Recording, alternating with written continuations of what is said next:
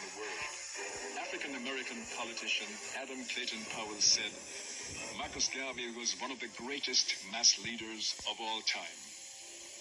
Nnamdi Azikiwe, former president of Nigeria, said, Garvey was one of the most far-sighted persons of African descent to walk upon God's earth. Martin Luther King Jr. said, in the history of the U.S., Garvey was the first man on a mass scale to give millions of Negroes a sense of dignity and destiny and make the Negro feel that he was somebody.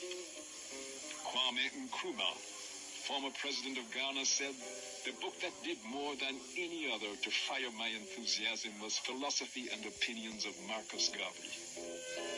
Jomo Kenyatta, former president of Kenya, said, in 1921, Kenyan nationalists, unable to read, would gather round a reader of Garvey's newspaper and listen to an article 2 or 3 times, then run various ways through the forest to repeat carefully what they had memorized to Africans, hungry for some doctrine which lifted them from the servile consciousness in which Africa lived.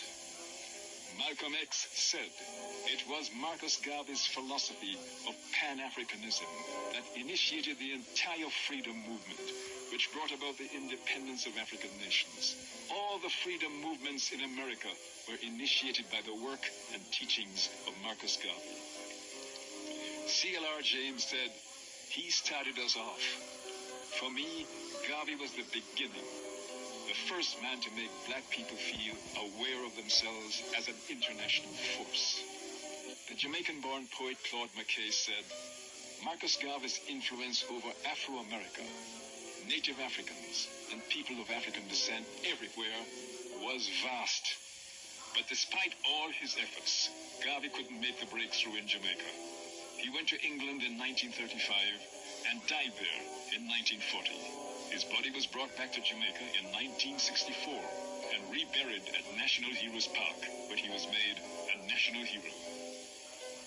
The mission of Marcus Garvey was presented by the Friends of Liberty Hall and the Ministry